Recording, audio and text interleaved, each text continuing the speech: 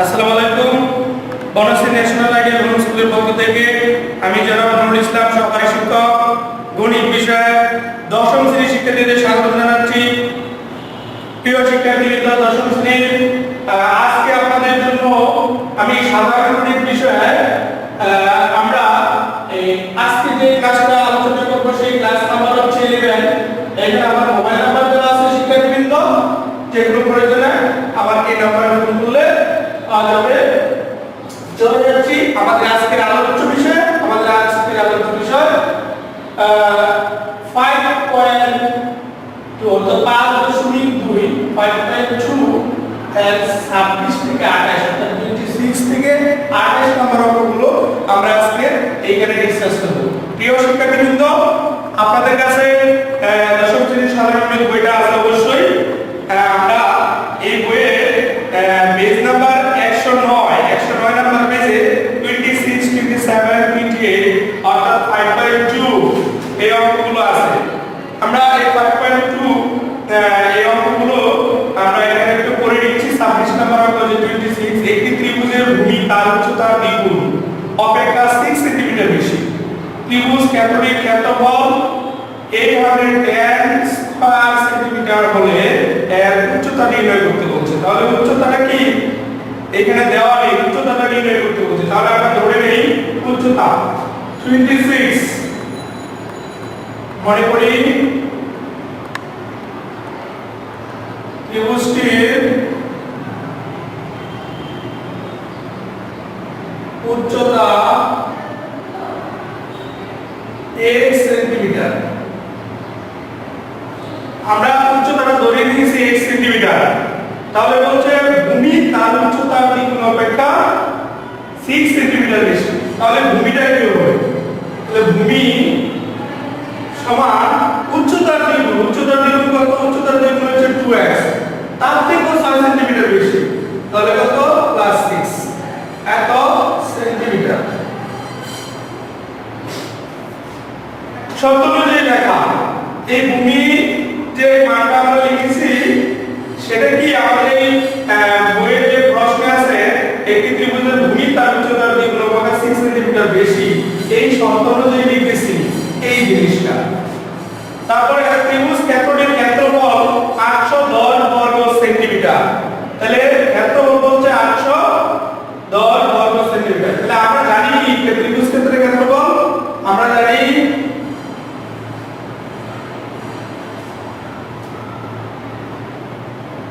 ত্রিভুজ ক্ষেত্রের ক্ষেত্রফল সমান হাফ ইনটু ভূমি গুণ উচ্চতা বর্গ। এইটা হচ্ছে আমাদের মোটামুটি সূত্রটা, হাফ ইনটু ভূমি গুণ উচ্চতা তারপর বর্গ। ক্ষেত্রফলের একক হচ্ছে বর্গ, এটা আমরা লিখতে পারি। এখন এখানে ভূমির মান দেওয়া আছে, ভূমি দেওয়া আছে, এটা উচ্চতা দেওয়া আছে x বাইরের কন্ডিশন। আমাদের শর্তটা বলছে যে এই যে ক্ষেত্রফলটা আছে, ক্ষেত্রফলটার মান কত বলছে? 810। তাহলে শর্ত মতে আমরা কি লিখতে পারি?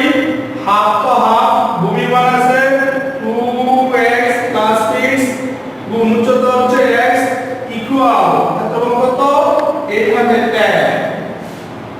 তারপর আমরা ক্যালকুলেশন করি।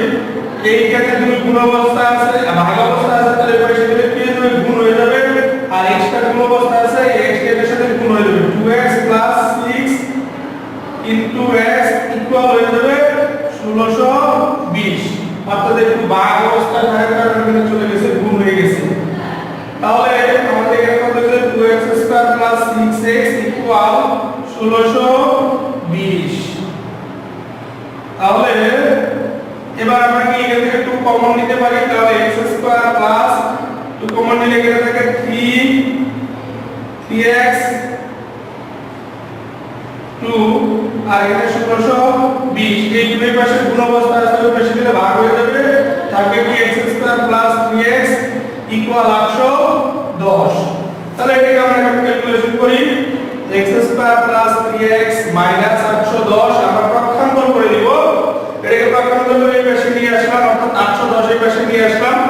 এখন এটা একটা দ্বিচলক মানে দ্বিঘাত সমীকরণ হয়ে গেছে। দ্বিঘাত সমীকরণটাকে আমরা ভিডিওগ্রাম করে করার চেষ্টা করি। তাহলে ভিডিওগ্রাম করলে কত কত হয়? এখানে আছে 810, তাহলে 810 কে ভাঙতে হবে 810 কে।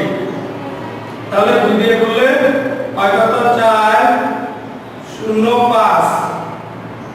এবার 5 দিয়ে দেবে, 5 দিয়ে করলে 5 আর 40 1 81। তারপরে এবার যাবে 3 দিয়ে, 3 দিয়ে দিলে 27।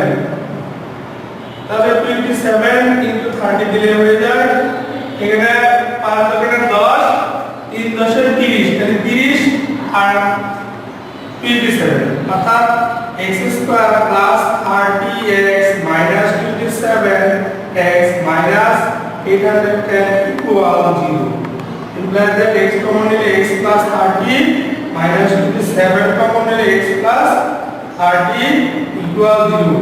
তারপরে আমি লিখেছি কি x plus 30 আর কি x minus 27 equal 0। এখানে আমাদের শূন্য উৎপাদক উপপাদ্য ব্যবহার করে x এর মান বের করতে হলে আমরা লিখব হয় x plus 30 equal 0 অথবা x equal minus 30 আর এখানে লিখব অথবা x minus 27 equal 0 বা x equal 27। এই 30 গ্রহণযোগ্য নয়, এটা গ্রহণযোগ্য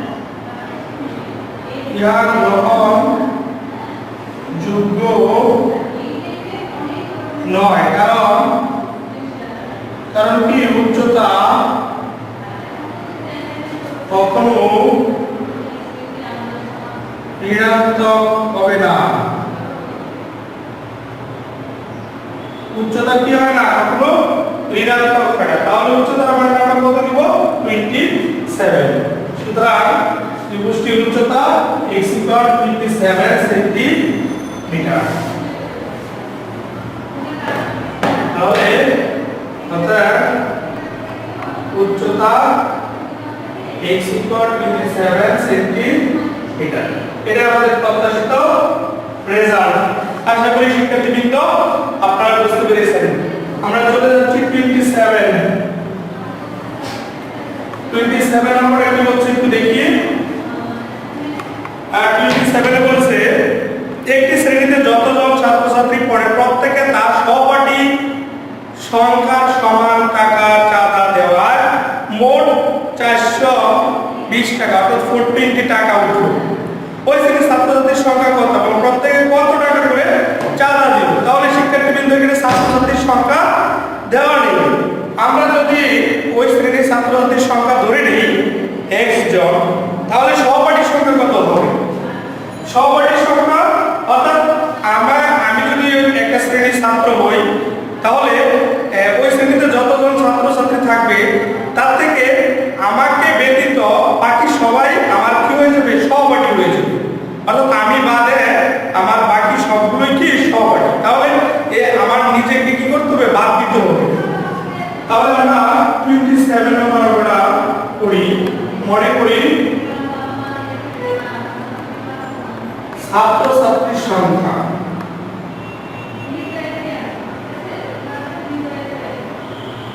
x জন, তাহলে সহপাঠীর সংখ্যা কত হবে? অর্থাৎ সহপাঠীর সংখ্যা হবে কত? x - 1 জন। অর্থাৎ এখানে আমি আমার নিজেকে বাদ দিলাম, এই যে 1 বাদ দিলাম, এটা কাকে বাদ দিলাম? আমি আমার নিজেকে বাদ দিলাম। অথবা তুমি তোমার নিজেকে বাদ দিলে বাকি যেগুলো আছে সেগুলোই তোমার কি সহপাঠী। বলেছে কি প্রত্যেকে তার সহপাঠীর সংখ্যার সমান চাঁদা দেয়। তাহলে একজন চাঁদা দিতেছে কত? x - 1 টাকা। একজন চাঁদা দিতেছে কত? x - 1 টাকা। তাহলে লিখব আমরা একজন চাঁদা দেয়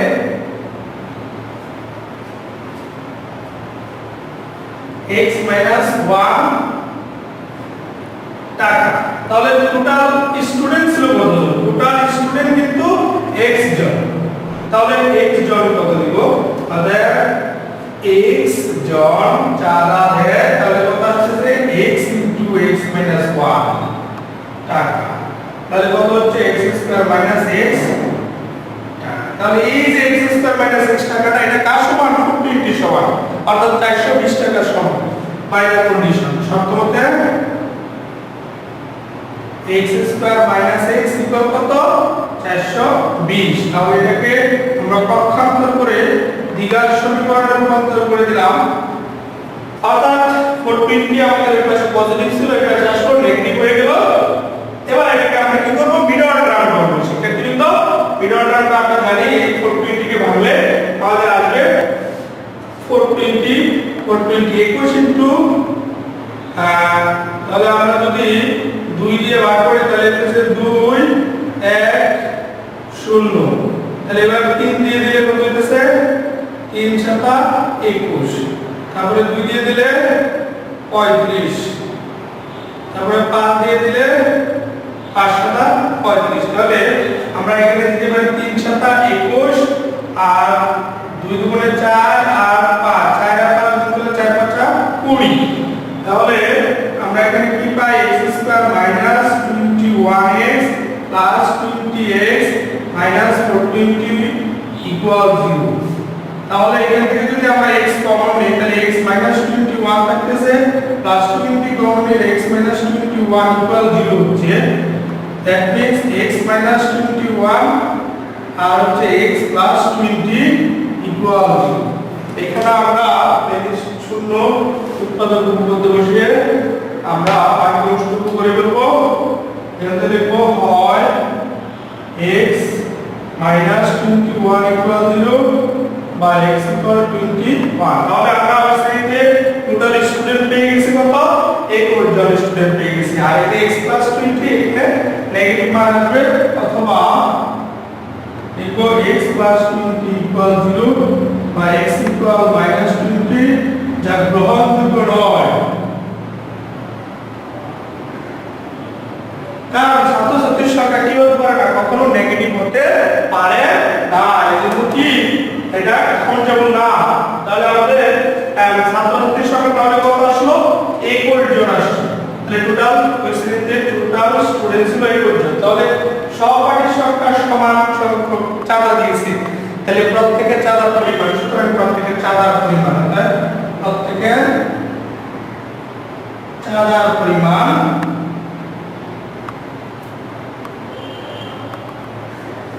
প্রত্যেকের চাঁদার পরিমাণ কত আছে? x - 1। তাহলে x হচ্ছে 21 - 1, দ্যাট মিন্স 20 টাকা করে। তাহলে টোটাল আমরা পেয়ে গেলাম এত টাকা, 20 টাকা।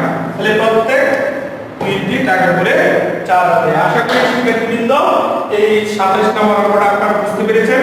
চলে যাচ্ছে 28 নম্বর অঙ্কটা ঠিক সেম ক্যাটাগরি অঙ্ক, আমরা একটু করে নিচ্ছি।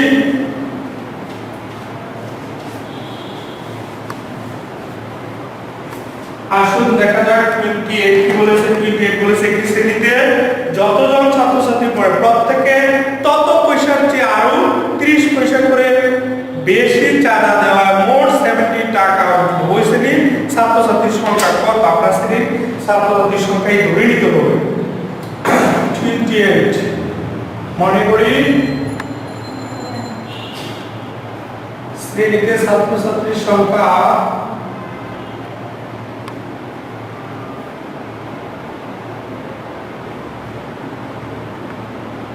x জন। তাহলে বলছে প্রত্যেকে কত করে দেয়? যত জন আছে প্রত্যেকে তত পয়সার চেয়ে আরো 30 পয়সা করে বেশি দেয়। তাহলে প্রত্যেকে চাঁদা দেয়,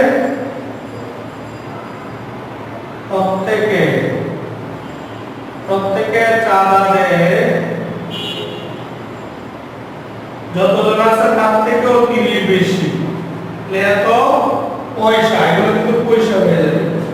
অর্থাৎ মোট ছাত্রছাত্রী কত? 1 জন মোট চাঁদা দেয়, কত দেয়?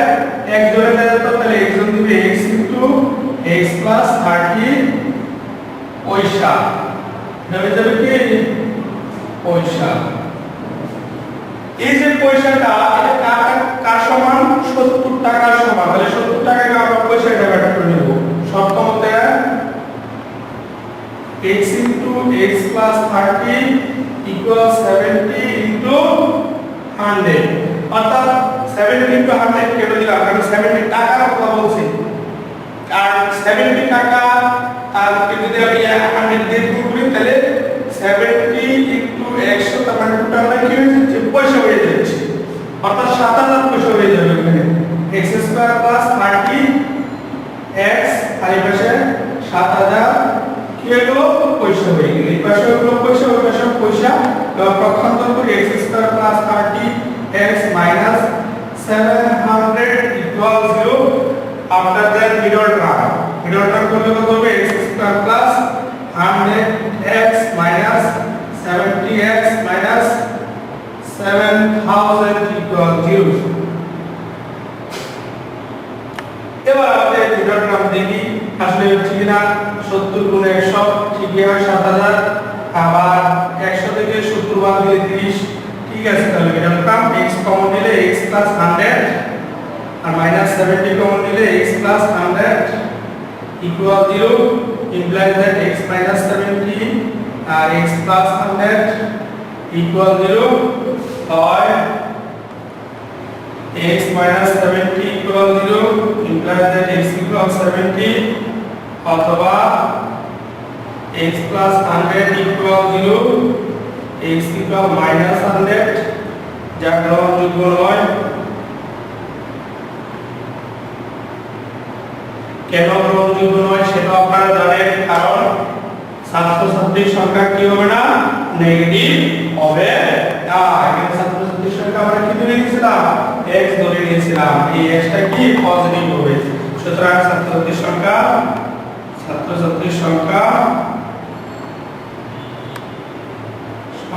সমান 70 জন